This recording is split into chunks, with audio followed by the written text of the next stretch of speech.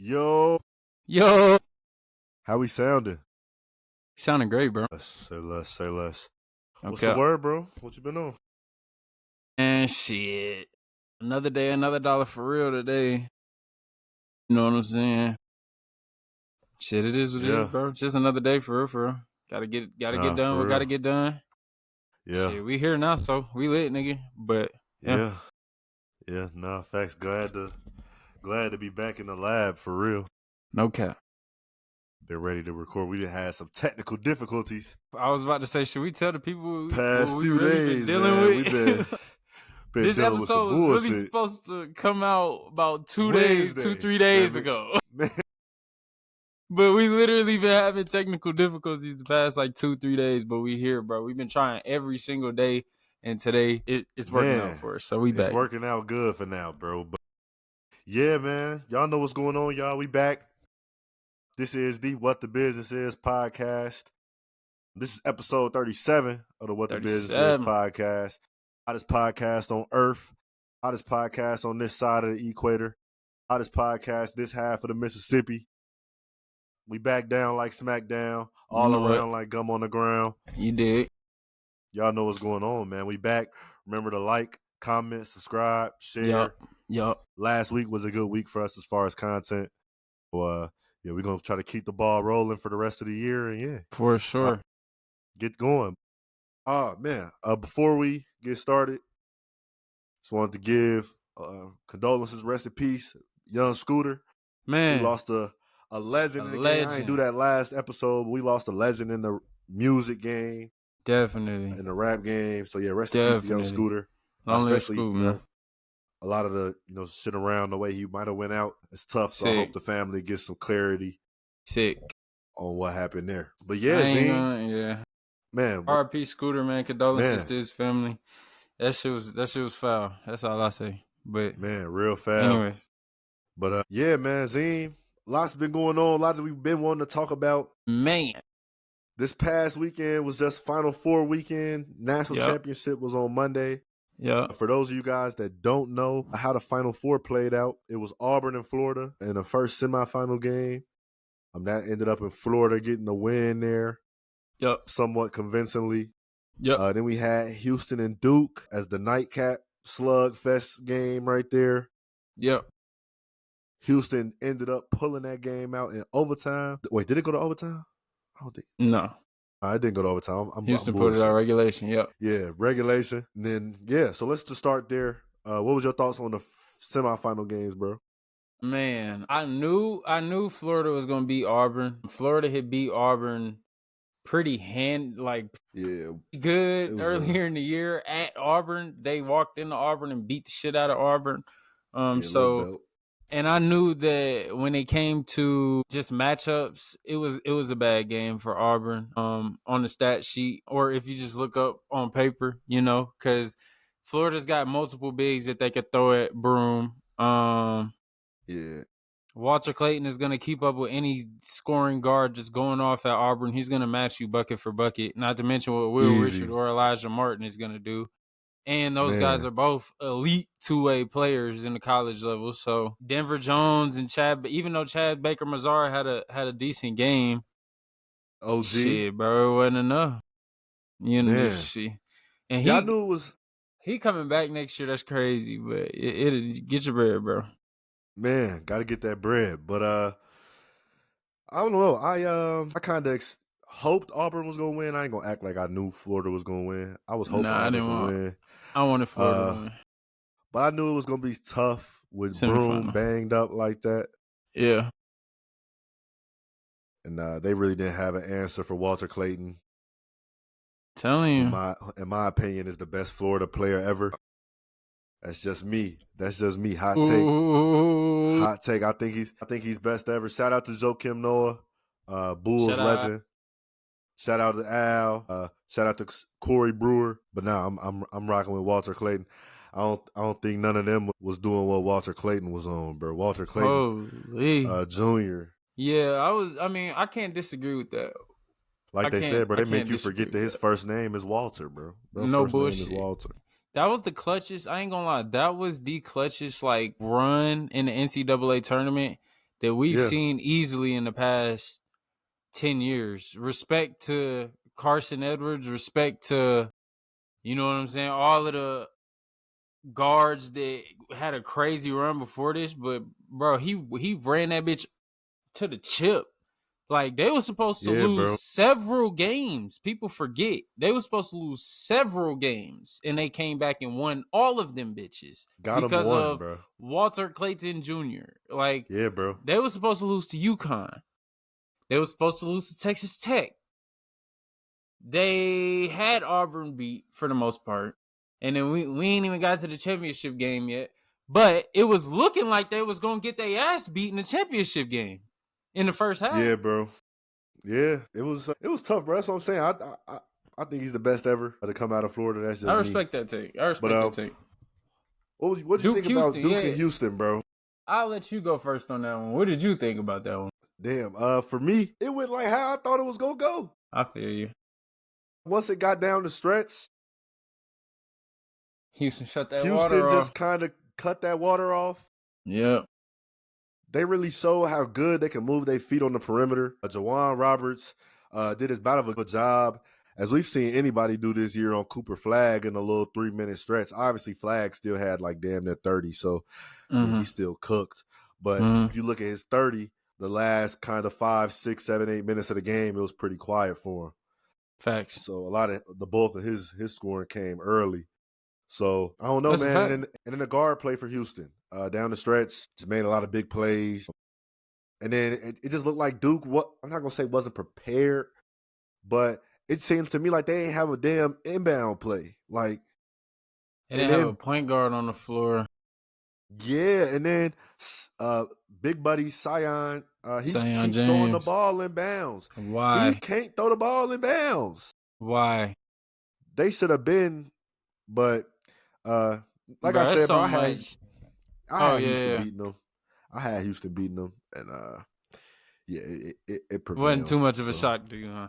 Yeah, I ain't gonna lie, kind of not capping y'all. He did say that Houston was gonna beat Duke, and I told that nigga he was crazy. And then Houston beat Duke, so I guess I'm the crazy one. But bro, dude, I got so much shit I can say about this game, bro. It was Duke had the game won. Duke had it won though, because like you said, I flipped. I was like, damn, it's over. It's a wrap. I was like, they can't beat Duke. I was wrong. Duke had the game won, bro, and John Shire's lack of trust in his bench is what cost Duke this game. Duke is the deepest team in the country. Also the most talented team on paper. Maybe not even on paper. Talent for talent, they're probably the most talented team in the country. Yeah, why are you not using your bench? Isaiah Evans didn't play. Caleb Foster should have been on the court during that inbound sequence. He's your only true point guard that you have on your team. Who are these people gonna play over though? Sion James, the nigga to turn the ball over. Why is he turning the ball over? That's the only substitution problem I have. That's the only substitution issue I have a problem with. I just say Caleb Foster should have been in over Sion James. That's it. Just so they can have somebody, a bona fide decision maker in there that knows what to do in these type of situations, or is just a little bit more better skilled for the occasion. Now, my other problem, Tyrese Proctor, you come step forward. Why in the fuck? I'm not even a Duke fan. I promise y'all I'm not a Duke fan. I'm just speaking on if I was playing on a team. Tyrese Proctor, you shoot the lowest free throw percentage of anybody on your team on the court. Why would you hold the ball and let them foul you instead of giving the ball up to Coop Flag? Why? Why would he do that? And then he went up there, he trying to be the hero, and then he went up there and clanked the fucking free throw, and they came down. But also, Houston was clamping at that time, bro. He probably couldn't get that. They was, but that's why it's so critical that you need to get as many points in that situation as you can. Duke lost by 1 point, if I'm not mistaken, right? Yeah. So if you send Cooper Flagg to the line and he knocks down 2 free throws, not to say that that's the way the game of basketball works. Shit, it could be a different game. You know what I'm saying? But I just thought that was kind of... It was a 3-point game. It was a 3-point game. 70-67. Okay, my apologies. But still, I just thought that was a bit of a crazy move. And then to me, the last shot, Cooper flag, I didn't necessarily dislike the shot just because he had it going all night. But I feel like it was a bit of a force. I feel like he didn't really have full control over the ball. He had to get one up. It's cool. That's his shot, Season though. lived and died with it. I mean, yes, but I feel like he could have took his time a little bit more to get a little bit more on balance and get a better shot. If not necessarily from a different spot. That's why I say I don't hate the shot. It's not a bad shot at all. It's one that you live with it. You know what I'm saying? Yeah, If that's the way your season ends, you live with it. But, shit, it is what it is. At this point, I mean, Duke lost. Fuck it. Houston moves on. I was lit low key because that was a crazy ass game, and shit, it was lit seeing Kelvin Sampson and them go to the Final Four. To the championship game. Yeah, that was a fun one, man. But it was good to see Houston pull that one out, especially for me, for my bracket purposes. Okay. Now we fast forward. We had championship Monday. It was obviously we had Houston and Florida. Florida ended up getting a win in that game, putting them back in championship discussion. Their first championship, I think, since like 08 or something like that. 08? Yep. 08, 07 maybe. What was your thoughts on that game? What you think you saw out there? Man, Houston had the game won in the beginning. They had Houston, us in the first half, not gonna lie. Yeah, they literally though, but nigga, Houston had the game won in the first half, bro. It's just that the way that Houston plays defense, they trap ball screens, but they don't trap them, so to say. They just make you drag them out. So if you have a scoring guard, it eliminates your guard's ability to score. He now has to become a playmaker, a decision maker, and if he can't make the correct passes, which Walter Clayton was, he was still diamond shit in the first half. But his faucet was completely shut off. He had 0 points going into the second half, and I mean, it's just shit. When you shut the game off like that, you would think that you would be able to continue the success in the second half, but ultimately Walter Clayton got it going in the moments when it mattered most. Houston started to crumble. They started to not be able to score. It was what it was after a while. I mean, Florida ended up pulling it out. They had the most clutch player I've seen in the tournament in at least the past 10 years. Shout out Walter Clayton. Shit, shout out them Florida boys, man. Hashtag Gator boys stay hot. What they be saying? Yeah, man. But I agree. Houston had it in the first half, but me personally, what I think messed up Houston was their play style offensively. They were playing a little bit too slow. I feel you. Too many times where there would be turnovers or miscues, missed shots on the defensive end. Yeah. Too many times Houston was trying to walk the ball up. Like, I'm a big fan of running half-court offense. Like, I'm cool with that. But with a team like Houston I mean, Roberts and them are good bigs, but they're not bigs that really are just going to dominate. You know what I'm saying? Yeah. So they depend on guards getting penetration to the rim. Buckets, literally. Right. And creating shit for other, yeah. Exactly. So you're trying to walk it up every time.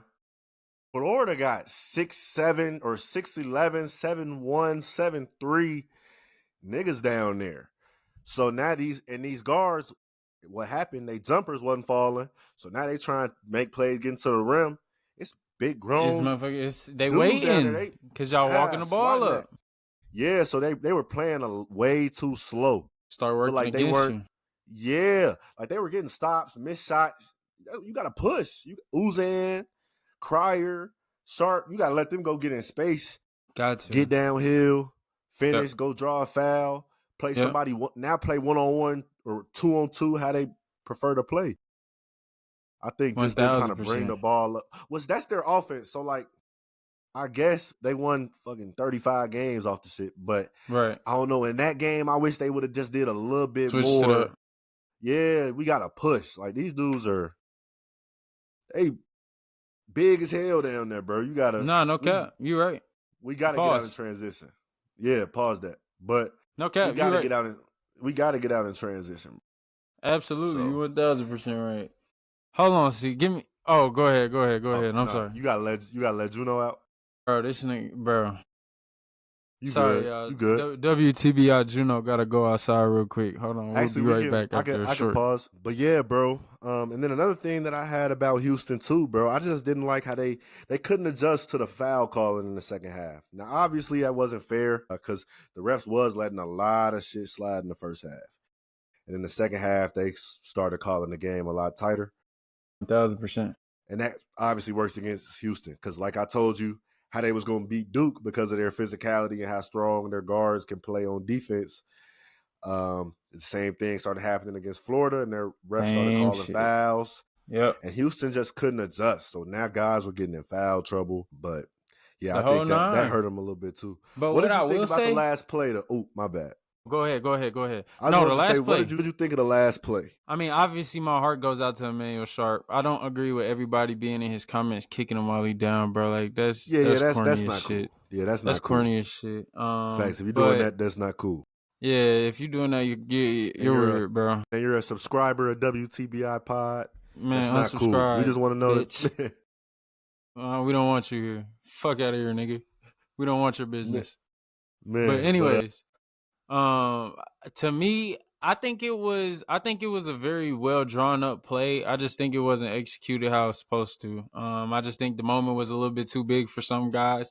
Not necessarily talking about Emmanuel Sharp, because the only reason Walter Clayton was able to get through is because the elevator screen that was supposed to be set on Walter Clayton wasn't set on Walter Clayton. So wasn't set on nobody. It's a team effort at the end of the day, and execution was just not there. Houston kind of just pissed down their leg a little bit, and I feel like it bit them in the ass that they didn't really have go-to guys, so to speak. I mean, I know Emmanuel Sharp and LJ Cryer and Milos Uzan are the three-headed monsters, but we got to have a one in that situation that we're going like 4 flat. We're going. Fuck all of the play shit. That's what I was.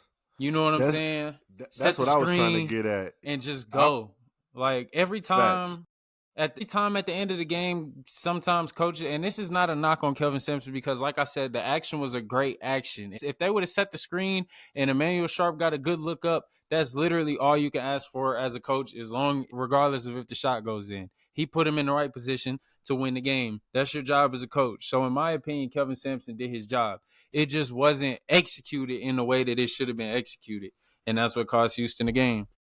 Yeah. But, go ahead. I was about to say, Xavier Francis, Xavier Francis. I think it's Xavier Francis. Like that, yeah. He might be somebody that some of these NBA teams need to take a look at. Yeah, he's tough. He's a problem. That dunk he had at the beginning of the game. What the fuck? Why he do him like that though? Was tough. And I just like his motor. He's got good length. He's got long arms. He's pretty athletic. He can play physical. But yeah, he just got to get a little bit more skilled. He got to get a little bit more skilled. And then some teams might be looking at him. No cap. Nah, facts. But I'm just a proponent of, like, when you down 2, you just got to get a ball to your best player in space or a screen and just let him go. And just like go, said, bro. Like, that should have been the one where you got to say, like, LJ or Uzan, which one of y'all wants the pill? Everyone confidently says they want it. Where do you want it at? You getting it, literally. And we put them there. Give it to him, and everybody move. Just get out the way. If either you're going to go make a layup, get fouled, or if somebody does happen to crash out and help, he going to make the right play, kick, hopefully he making the right play, boom. And fuck around, win the game. That's what I'm saying, bro. It's too... I just don't like actions with too many people touching the ball at the end of the game. I don't like we got to hand off here. He got to come off here and pass back to this guy. Yep. That's too much shit. Pass back to a guy that's coming off of an elevator screen. It never really. Yeah, bro. That's too much shit going on. But hopefully Houston can replicate this and get back. Just real quick too. I forgot to talk about this before we went to the men's, but since we did talk about it a little bit earlier, I do want to real quick highlight the girls, the women's. I mean, we had UCLA and UConn. UCLA was the overall number 1 seed. UConn came in and beat them. South Carolina played, slipping my mind right now. I don't know why it is. Texas. They played Texas. Yep. South Carolina ended up getting that win. Carolina ends up playing UConn. Yep. In the championship, which without Juju Watkins still playing, is probably the preferred Final Four. The next best Final Four that people will want to see probably would be UConn and South Carolina. UConn, man, got it done. Paige Beckers got her first national championship in her last run. What did you feel about that? What do you think that does for women's college basketball and for Paige's career as a whole? Oh man, for Paige, this is huge for Paige. If I'm being real, bro, like her resume is crazy. Her resume is crazy, bro. Like, she's like that. She's in any room at this point. When you talk about college greats, yeah, she's in any room. She's in any room you want to talk about. Yeah, she's good. Personally, I'm extra lit because she's going to the Dallas Wings, so I'm definitely catching the Paige Beckers and Arike Ogunbowale game. I'm definitely catching one of those. And bro, city turn. You know, I'm just lit, bro. That's honestly the only thing I can say. Paige Beckers is a monster, bro. Is she? I know everybody's probably gonna ask or think or say at some point, which is she better than Caitlin Clark? To me, no, but both very cold though. Like very both cold, very and it's kind of like comparing her and Paige is kind of like comparing Brian and KD in a sense. But it's not really like Brian and KD in a sense because Paige is somebody that's going to get everybody involved at the same time. Not to say that Caitlin doesn't, but Caitlin's a scorer. Like, she's a killer. She's going to put the ball in the cup. And not to say that Paige won't because Paige had 40 in the tournament. So I'm saying I feel like Caitlin distribute too though. Caitlin going but she double. She does. I'm not saying that neither one of them don't. I'm just saying that I feel like Caitlin is at a little bit more elite level of scoring than Paige was coming out of college at the same time. You know what I'm saying? No, I agree. I mean, Caitlin all-time lead scorer. So to me, it's just like, yeah, that's why I compare it as like, because Paige is like, not to say that Caitlin's not a franchise altering player, but Paige is somebody that you can literally build a team around. Like, she's going to make everybody that she plays with better. I feel like in the same way that a LeBron or a Luka or somebody that just controls the ball but still knows how to score when needed, still knows how to crash the glass and grab rebounds, still knows how to, you know what I'm saying, put herself in position to maybe get a block or two a night, maybe get a steal or two a night, you know what I'm saying? Just could do a little bit of everything, and she knows how to win because she's done it at every level she's been at. So I'm lit, man. I'm lit for Paige. It's your time to shine. Get your bread up before Juju gets to the league, because once she gets to the league, it's pretty much over for everybody. So, man, well, it's really gonna be lit once Juju gets to the league. Not saying it's not literally over. I'm just saying Juju about to kill. She got something waiting for y'all. Yeah, but she's got to bounce back from this knee. She's gonna be straight though. Yeah, she's gonna be straight.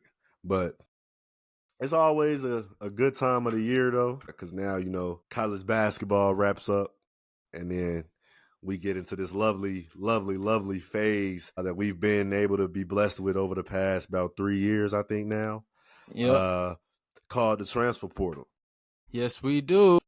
College basketball, free agency. It's a lovely time of year because, you know, get to see who gets to break the bank, whose long late nights and early mornings is paying off and gets to back the Brinks truck up. It's been a lot going on, bro. We haven't gotten to talk about some of the movement. But what's some of the transfer portal moves that you've seen that you like? Mm-hmm. Some stuff that you think could happen, some stuff you hope could happen. Let's just go kind of ping pong. So you start with one move that you like so far. Okay. One move that I like so far, I'm gonna say Abdi Bashir to K-State. Man, if that can pan out to be what the highlights and shit really make it look like, Jerome Tang might have saved this job. He might have saved this job, because I ain't gonna fake. Abdi he's tough. If y'all ain't hip, Go just look up Abdi Bashir Jr. Somalian, right? If I'm not mistaken. I think he's Somalian. Something like that. Cold, bro. Cold bucket getter. Was that Monmouth? Monmouth, yep. Yep, he was at Monmouth this past year, killing, averaged the dub, hit the portal. Yeah, bro. Manhattan, Kansas. Rocking out with 10. Man. Let's do it. Big pickup for them. Yeah, that's a good one. That's a good one. A move I like. I'm going to shout out a KC guy. And his brother follows the pod. His brother Caden, we played against him at Emporia. 1K. Just got the bag. I'm going to shout out Caden Evans. Or Kyan Evans, my bad. Kyan Evans, yep. Kyan Evans from Colorado State. Yep. Just UNC. Signed to UNC. Tough. That's shout tough. Out, bro. Salute. That's just proof, man. March Madness can change your life nowadays, bro. Change your life, bro. In this day and age, he had a great tournament. I had a feeling, I didn't know for sure, but I had a feeling. I'm like, bro, the way he's hooping, sophomore, leading scorer. It's just like, bro, it's always a place for a shooter. Like, yep. And that's the thing that separates him. Yep. Man, that flame, and he showcased it in March at the time where you got to showcase it. On a team that won a game, too. That always helps. You can go in there and steal a game. So, 1,000%. That helps. But another one that I liked, even though I'm like a fake hater, but this is my former favorite school, I do like Muhammad Diabate to Kentucky. That's a solid pickup.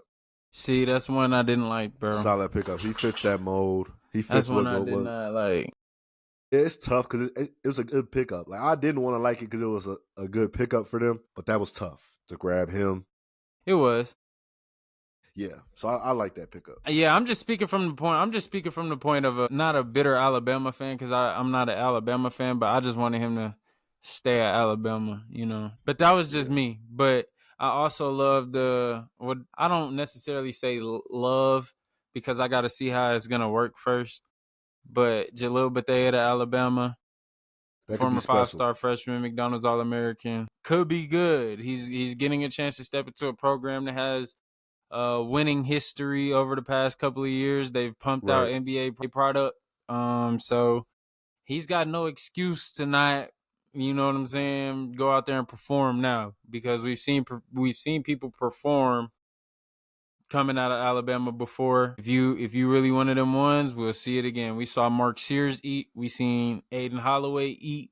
We seen LeBaron Philon eat. If you got it, show it, gang. You know what I'm saying? It's one of them make or break years. If we talking about, I don't want to say make or break years, but NBA, it is though. That goes because like you're seeing what's going on with Wagner. You only got that buzz for so long, and if you don't capitalize off of that buzz, I know a lot of people like to talk down on it, but if you don't capitalize off of that buzz, man, it ain't around forever. The longer you stay in college, the longer you give scouts time to dissect your game, and once they dissect your game completely, and there's no more potential to go off of, you're cooked, buddy. And it's not even that. It's like once you put yourself in a position to where you ranked at a certain level coming out of high school, and then they start putting you in these mock drafts for future years.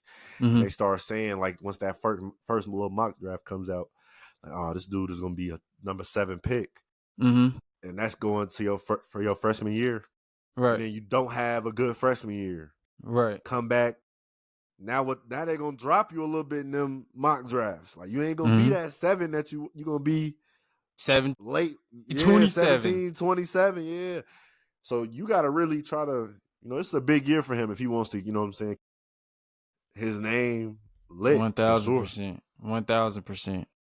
Another one that I like, my last one, I like what KU is doing.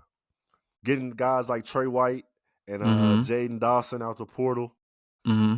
I like it. It's doing what Bill Self needs to do and not go for players to get a bag. You got to just go get dudes that just want to play for Kansas. Literally. Huge KU fans. Yep. That understand what KU is about. Dudes what the tradition is about. Right. That's what's been lacking there. Because KU is a blue blood, but it's different from like all the other blue bloods, I feel like, as far as like they like they just not flat. They not flash. They are blue collar. It's tough, grimy. you gotta really be a I feel like dog. Michigan State fits that mold a little bit too, but that's where I feel like Michigan State and Kansas differed a little bit because Kansas obviously paid Hunter Dickinson millions to come in, AJ Storr, et cetera, et cetera. Exactly. KU ain't built on that. KU built off of you gotta be a dog and you gotta have heart. Yep. So I like what Bill Self was doing. Trey White at Illinois, just a hard nosed. Flory back was huge. Defender. Yeah, got Flory back. Got who arguably is the best player in the country, high school damn near right now. Well, I can't wait to see this dude. Darren gave AJ game. 60. Good God. Bro. Gave AJ 60. I've been seeing people say Darren Peterson is the number one player in the country over AJ DeBesta. How do you feel about that? He just got ranked on Rivals number 1. I'm for it. Honestly, I like it. He's special, bro. I like Peterson. I do too, bro.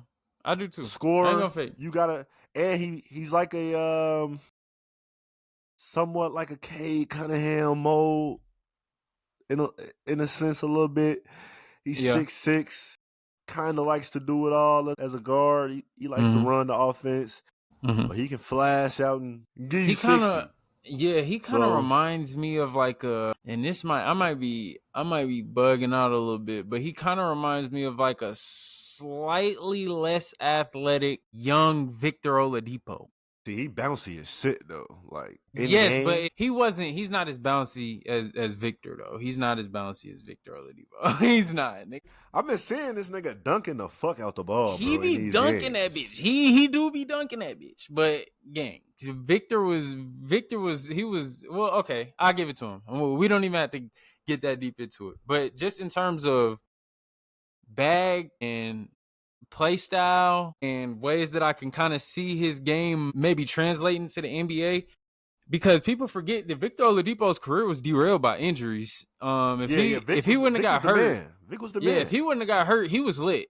You know what I'm saying? So, but I think Darren Peterson has more. Obviously, he has more skill. Victor Oladipo was a lot more raw, but I'm just saying in terms of like polished skill set and transferable game into the NBA, I could see him having that type of two-way role where we rely on you to be the guy, but we might have to bring maybe another guy in, maybe, I don't know, possibly. But I'm excited to see him rock out at KU next year. I'm excited to see what he finna do. All of the top freshmen going to the Big 12, so they all going to be playing against each other, and I fuck with that.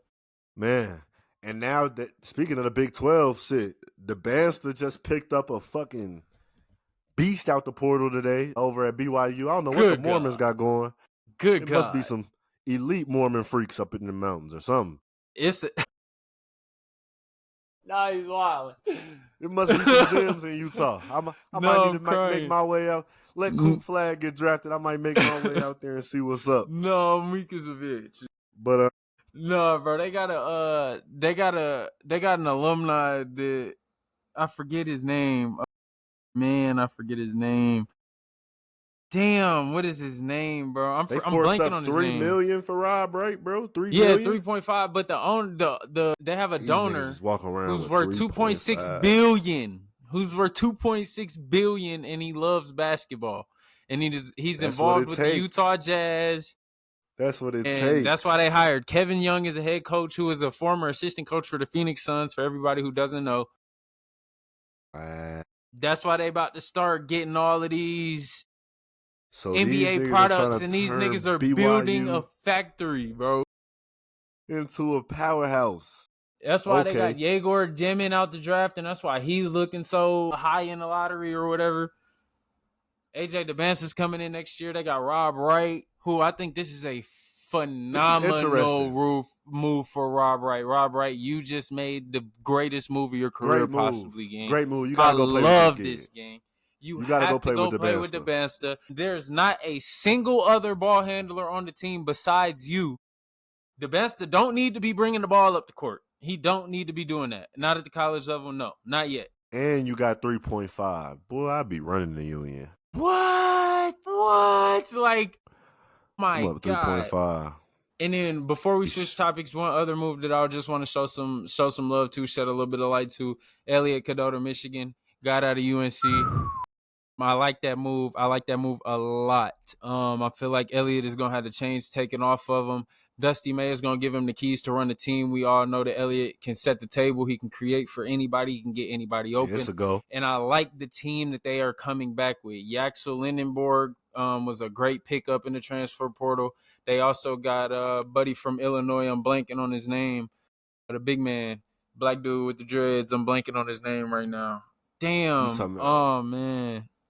Hold on. Can't even think of it. Damn, bro. Hold on. Give me just a second here, because it's going to bother me. Marez Johnson. That's his name. Yeah, they sure did pick him up. Facts. They picked up Marez. Yeah. Crazy pickup, too. That was a good one. Yep. Yeah, Dusty May doing this thing. And they still might get Rodney Rice from Maryland. Possibly. So. Okay, that's tough. Michigan's building something good. They got Trey Donaldson out of there. They got Jace Howard out of there. They got Justin Pippen out of there. They got Sam Walters. You know what I'm saying? Dusty May's cleaning shop with guys who he feels like don't serve him much purpose. They're returning Namari Burnett. They're returning Roddy Gale. So they're bringing back the bulk of their scoring. You know what I'm saying? Okay. I think Michigan might be gearing up to make a deep run next year. Okay. Just a little bit of an early prediction, but you know what I'm saying? I think Yaxel Lindenberg and Marez Johnson is going to be a nasty combo for the Big Ten. If you're a parent, bro, and these universities is throwing your kid millions of dollars like this, bro. Yeah. Like, how you navigating that, bro? You got honestly, if I'm a parent and I have a child that is getting offered, like, say for example, $2 million, $3 million, $4 million a year, we're not even gonna talk AJ DeBesta money. I feel like in order to keep them grounded, that's enough money for you to move your family to wherever you are. And your family needs to be there and be grounded with you to make sure that not necessarily that the money's being spent the right way, but that you just stay grounded and you stay level-headed and you have a good support system that's nearby, because some of these guys are going across the country and getting millions upon millions of dollars at 18. And not to say that their parents might not be coming with them, but some of these guys' parents ain't coming with them. If you're getting that type of money, my thing is, if you're getting $4 million, if you're getting $5 million, you clearly are on a path to more money down the line. Bro. So spend this little money to make sure that your people are behind you at every second, to make sure that you have somebody that truly loves, cares, and supports you in your corner at all times whenever they need to be. And that's not saying that they need to be there to be a crutch, but I'm just saying, bro, it's a lot of money getting thrown around, and it's a crazy world, bro. That's all I'm saying. And, bro. My little brother is getting ready to go to college and play college football. So, and I mean, in the NIL era, ultimately the reality is if he goes to college and has a good 2 years, there's a possibility that he might transfer out. Not to say that he wouldn't love Texas State and decide to stay there, because that's also very much possible. But regardless, in the culture, in the state of the NCAA now today, there's going to be money involved. And I tell him the same shit. Bro, if you getting this much money, you need to have mom around. You need to have dad around. You need to have somebody around. Even if it's like my sister, even if it's me. Some OGs in your you corner. You got to have somebody around in your corner, bro. And that's not necessarily to say that they're just there to manage your money. Let me say that again. That is not there to say that they should just be there to manage your money. They just need to be there to provide support and clear-headed thinking when it comes to some of these decisions that you're making, because you don't know everything. Yeah, you don't know everything at that age, bro. Everybody think they know everything at that age. At the end of the day, we don't. Cause yeah, if I'm that age and I ain't had nobody around, like I'd have had the guys in the crib. You'd have been doing some crazy shit. You king of diamonds in this motherfucker. Like, you know what I'm saying? You in a penthouse fucking apartment downtown. Yeah. You got a fucking lamb truck, all of this shit. Yeah, I'm at University of Miami. For what? Like, I get all it. type of content creators hanging. Nah, you're this nigga's funny as hell. On some real shit though, like The people just need to be in like some of these guys that's getting this money need to make sure that they have a good support system around them, just making sure that they're making the right decision, bro. That's all I say. Nah, that's facts. But I'm all for all of this money going on to the athletes. Keep paying. Nah, keep paying these niggas. Paid, bro. Keep just be smart. Be smart. Only thing and I know will that some of these schools still ain't in your best interest, even though they throwing a ton of bread at you. This is what I'm about to say. Still not gonna have your best interest in mind. So I don't want to just single out one program in particular, but this one program in particular has been singling themselves out for years now. Georgia football, please stop giving football players Hellcats. Please stop giving football players track hawks. Please the real stop. Fast and Furious. Like, stop. I know we can't control what car these guys is driving, but there needs to be a role implemented by Kirby Smart. If you playing for Georgia football, you cannot own this car. Man, put them niggas on the city bus. Period.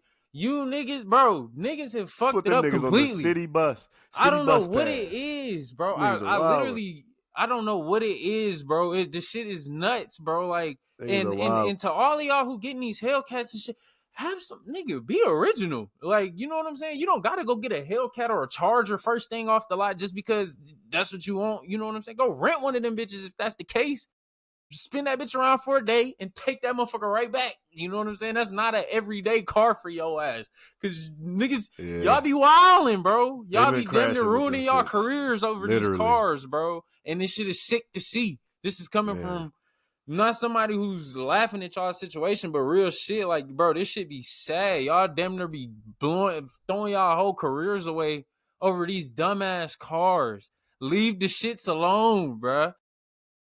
It's not that hard. Or if you gonna drive it like you got some fucking sense. Get them niggas some Volkswagens or something, man. Like, bro, real shit. What happened to the niggas in Benzes, bro? You niggas don't want Benzes? Y'all don't want luxury?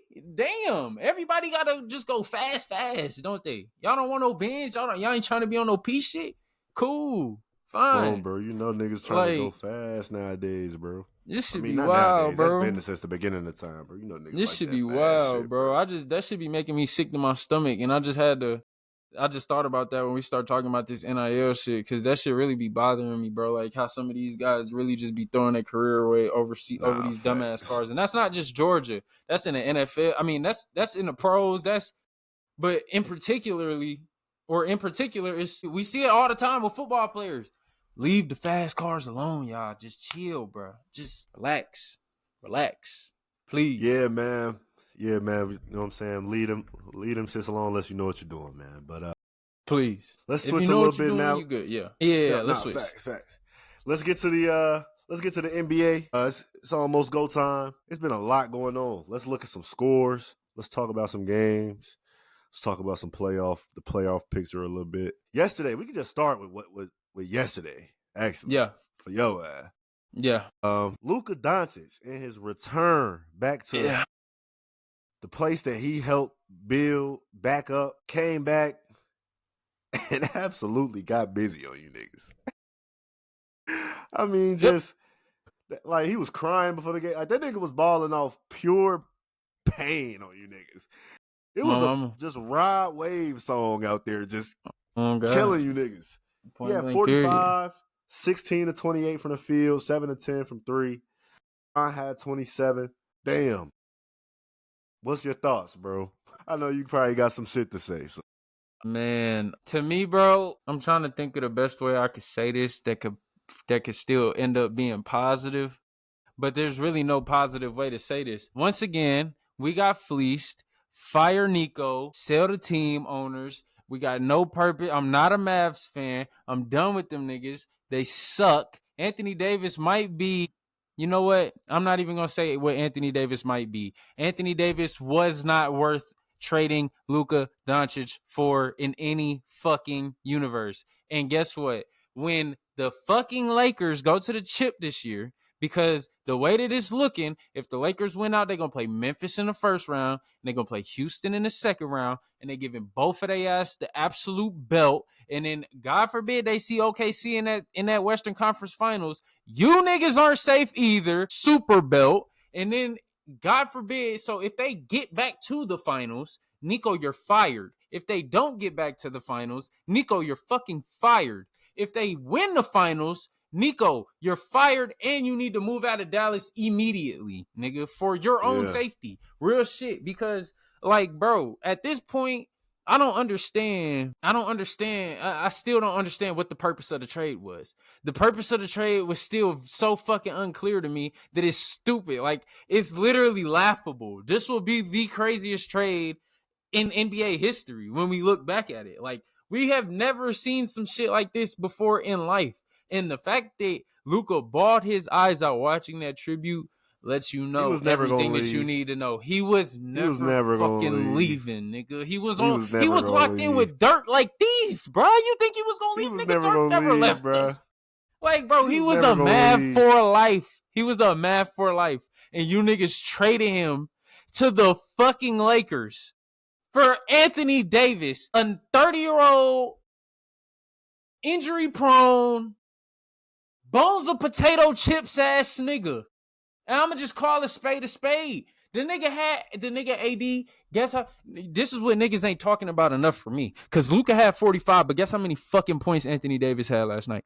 13 goddamn points. Yeah, that's 13 tough. Points. Luka ain't the only nigga playing against his former team. But guess what?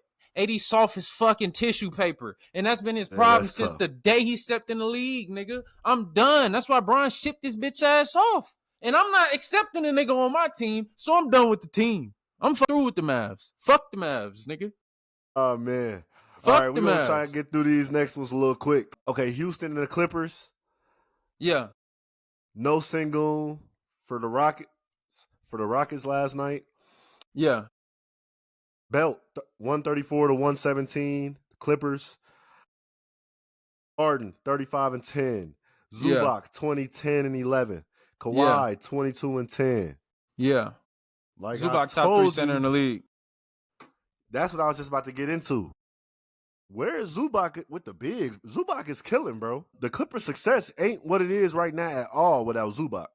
Nope. Not at all. Not even close to it. Zubac is the top 3 big in the league, bro. He's been consistently developing every year, and I fucking love it. Shout out to you, Zubac. He's killing, bro. He's killing. I think he's just like keeping I said, the traditional big alive. Yes, bro. And like I said, it's going to be scary going down the stretch for a team like the Clippers, bro. I think coming to these playoffs. If they hitting on all cylinders, it's very hard to beat them. If they're healthy, tough, bro.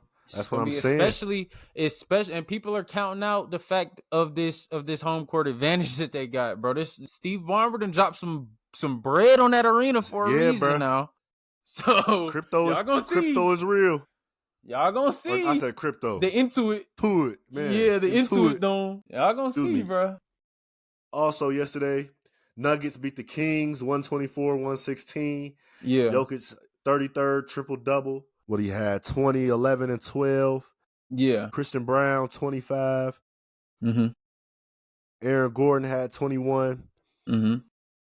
4 Zach players Levine over had 20. 27 and 11. Yeah, 4 dudes over 20 for Denver. Yeah. Denver recently lost their coach, bro. We didn't talk about that. Yeah. No more Mike Malone in Denver. Does that affect Denver going forward?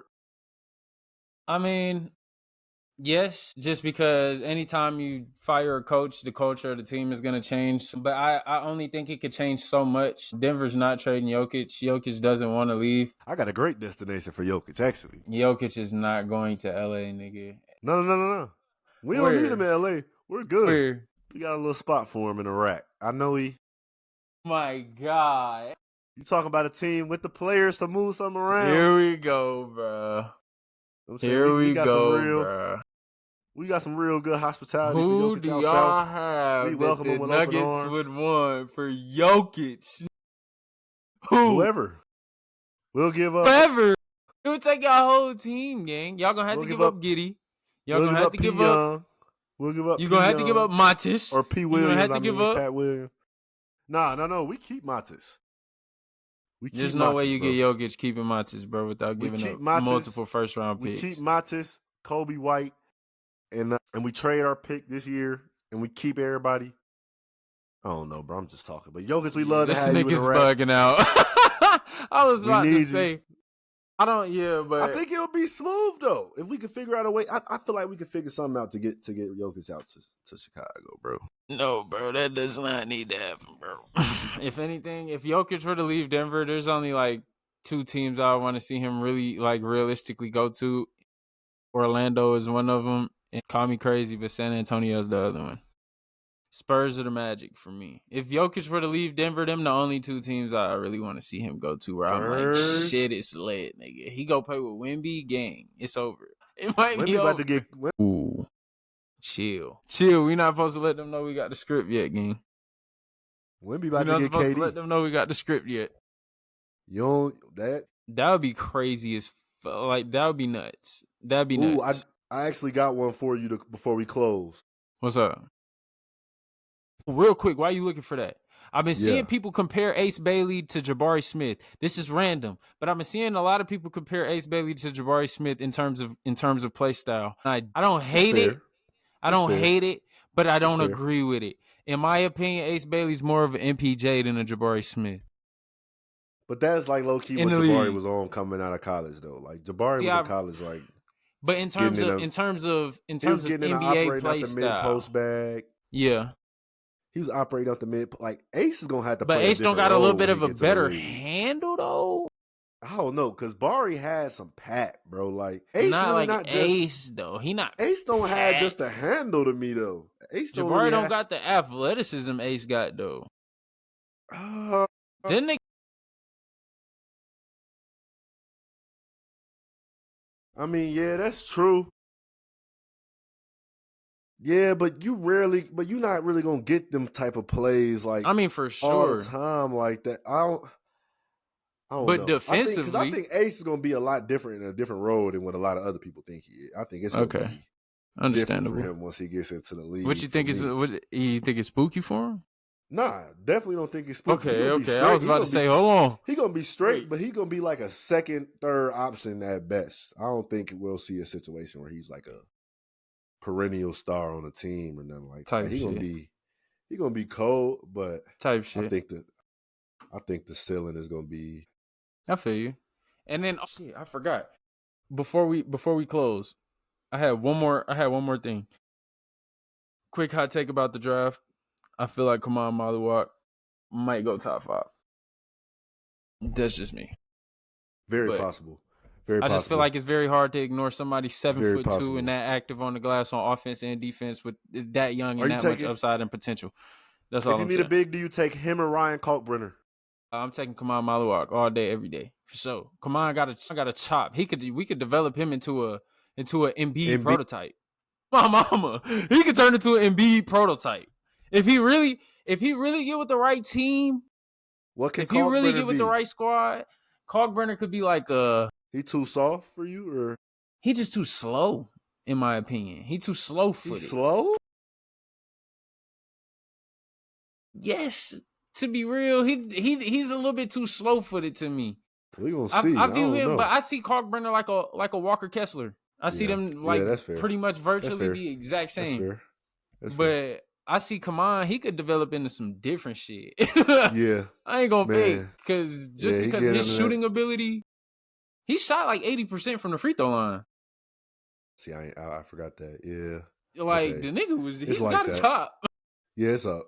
And he came from the NBA Africa shit, so I feel like, I don't know, bro. He came from over there with Luol. Shout out to Luol. You know what I'm saying? He might have some shit for us. He might get with Hakeem, fuck around, turn into a dream for real.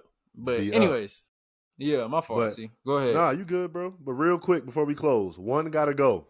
Yeah, one gotta go. Jaren Jackson, Evan Mobley, Bam, Sabonis.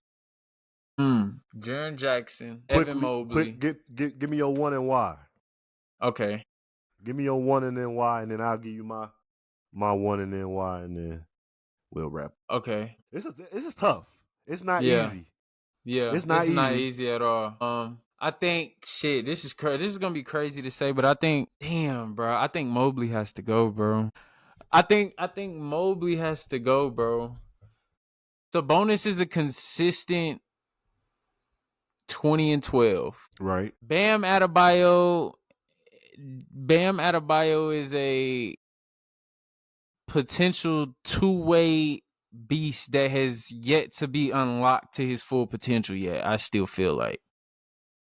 Okay. Jaren Jackson Jr. brings me a little bit more upside defensively than Evan Mobley brings me on defense, along with having the same, if not a slightly better skill set offensively than Mobley. So that's my thought process behind it. Wow. Okay. That's my thought process behind it, gang. Okay. I feel like, to me, Mobley has to go, but I was very hesitant and I almost said Sabonis. I'll say that. Wow, you almost said Sabonis. I'm going Jaren Jackson. I think Jaren Jackson got to go. I'm gonna keep Mobley just off of age, even though Jaren not super old either. I like Mobley just off of the youth, and Mobley averaged 19 and 9 rebounds, so he almost a 2010 guy. He's young. Yes.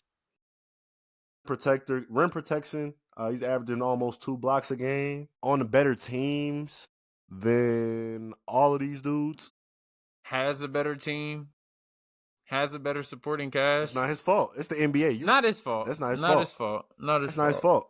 Tell these organizations to get your weight up. Yep, you're right. I like Mobley though, because all of these dudes are kind of similar in my opinion. They all can handle, so I trust all of them to be able to get the ball off a rebound, bring it up. Okay. But I like Mobley. From what I've seen from Mobley this year, I'm impressed. I just need to see it in the playoffs. That was also my other thing. That was my other thing. And that's the only reason I was considering Sabonis, because Sabonis has a lot of empty stats that don't translate to playoff success. That's the only other reason I was debating Sabonis. But yeah, that's it. But get us out of here, bro. I gotta get ready to go play. I'm bullshit. I feel you, man. Shit, man. This was episode 37, right? 37, man. Yep, this was another great episode of WTBI podcast, man. This was episode 37. Like we said, shit, it was a great episode. We talked about a lot of shit. Y'all please remember to like, comment, subscribe, share, follow us on all of our socials. We on Instagram. By the way, we just hit 100 followers on Instagram. We appreciate y'all for 100 followers on Instagram. But follow us on Instagram at WTBI Pod. Follow us on TikTok at WTBI Podcast, and subscribe to our YouTube and rock with us on Spotify at What the Business Is Pod. Yep. Yeah, man. Without any further ado, anything else you got? It's all good. Shit, without any further ado, man, it's your boy Z, man. And it's your boy Khan. Shit, we out. Till next week. We gone. See y'all.